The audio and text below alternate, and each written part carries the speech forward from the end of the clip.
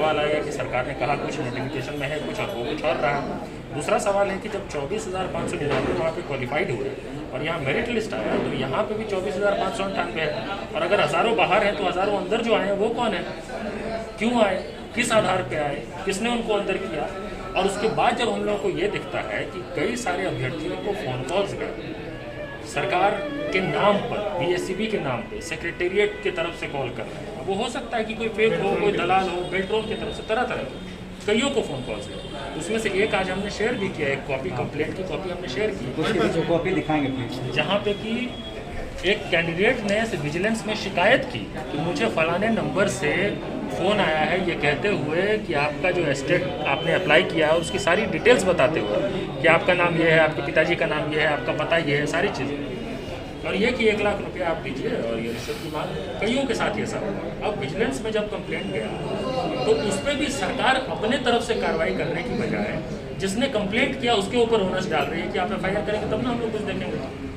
अब बताइए इतने बड़े, और कौन सा आम अभ्यर्थी जो होता है वो फिर FIR करने जाएगा, उसको तो आप 4 बार पुलिस पूछ लेगा कि FIR भी करना है, FIR भी करना है, खुद बोलेगा ना भाई नहीं करना है, हम घर जा रहे हैं। यही होता है हमारे यहाँ। जब विजिलेंस में कंप्लेंट किया गया है तो ये तो सफिशिएंट है ना सरकार के लिए कि आप कम से कम उस अभ्यर्थी की तो जांच करा लें जो शिकायत कर रहा है, वो भी नहीं हुआ। तो जब इस तरह की शिकायतें आ रही हैं और सामने हमको दिख रहा है कि आपका क्वालिफाइड लिस्ट कैसा है, आपका मेरिट लिस्ट कैसा है, और उस पर आप जो सवाल अभ्यर्थियों के मन में, जो हम सब के मन में जो सवाल है, उन सवालों को एड्रेस करने की बजाय, उन सवालों का सामना करने की बजाय कर क्या रहे हैं, डैमेज कंट्रोल।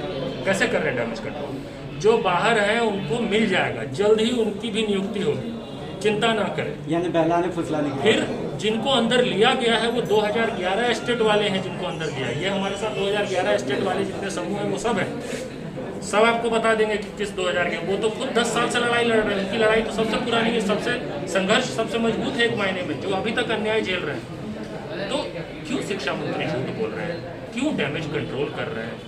कुछ तो जवाब आना चाहिए ना। और अगर इन सवालों के जवाब नहीं आते, और इसी पूरे कॉन्टेक्स्ट में, परिप्रेक्ष्य में मैंने मुख्यमंत्री जी से 7 सवाल पूछे आज की प्रेस वार्ता में। इन 7 सवालों का मेरा मानना है कि जवाब आना चाहिए, और अगर जवाब नहीं आता है और उसके बाद एक और मान लीजिए हम थोड़ा और मौका देते हैं कि आप पाक साफ हैं, तो कम से कम अगर आप जवाब नहीं दे सकते इन सवालों का तो आप सिफारिश कर दीजिए CBI इन्वेस्टिगेशन का, इंडिपेंडेंट इन्वेस्टिगेशन। मुख्यमंत्री अपनी पुलिस से इन्वेस्टिगेशन नहीं करा सकते भाई, ये तो नहीं होगा ना। अपनी जांच हम खुद थोड़े करेंगे, आप कराइए, कोई और एजेंसी से इन्वेस्टिगेशन करवाइए।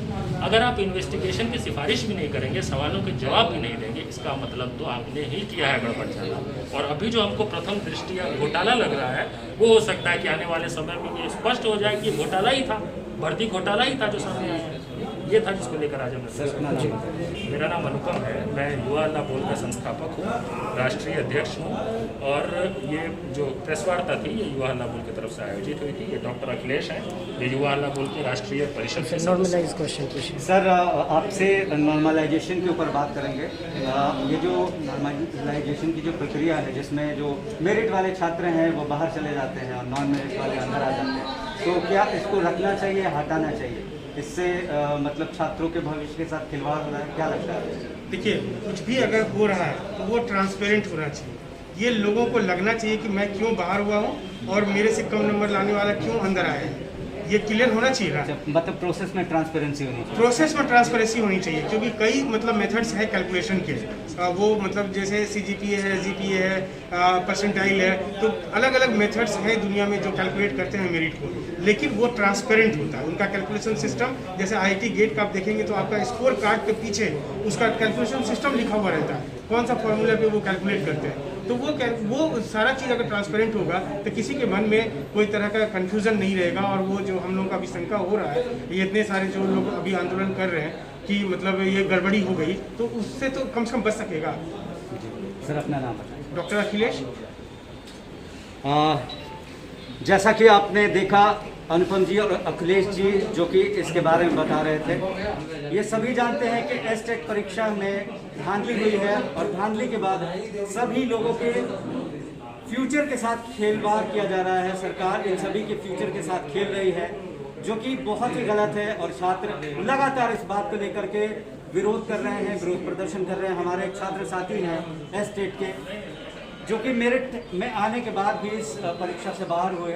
आइए हम उनसे बात करते हैं। सर, अपना नाम बताएं। मैं स्टेट 2019 क्वालिफाइड हूँ कंप्यूटर साइंस सब्जेक्ट से। हम लोग जब पास किए थे हम लोग को बोला गया था कि जितने क्वालिफाइड कैंडिडेट हैं सभी की नौकरी पक्की। ये बिहार में रोजगार के शुरुआत शिक्षा विभाग से हुई, जबकि शिक्षा मंत्री खुद कर रहे थे। इनके साथ संजय सर थे, आनंद सर थे और डॉक्टर रजित सर भी थे। और ये क्या हुआ, 3 सब्जेक्ट का रिजल्ट उस समय नहीं आया, 3 सब्जेक्ट का 21 तारीख को आया। उसके बाद हम लोग के साथ नया एक लफड़ा लगा दिया गया कि मेरिट और नॉन मेरिट है। ये क्या, जब हम लोग सीट के अकॉर्डिंग से हम लोग बहुत कम क्वालिफाइड है तो हम लोग की जॉब तो पक्की है, तो इसमें मेरिट और नॉन मेरिट का सवाल ही नहीं उठता। यहाँ हम लोग को हटाकर और थर्ड पार्टी को एंट्री मिल चुका है इसमें, और हम लोग इतना दिन से तैयारी करते हैं, मेहनत करते हैं। यहाँ इसमें कोरोना में हम लोग पूर्णिया जा जाके पटना से जाके एग्जाम दिए हैं, रिस्क लेके। लेकिन सरकार को वो सब समझ में नहीं, अपने मतलब मन के मुताबिक जिसको एंट्री मिला।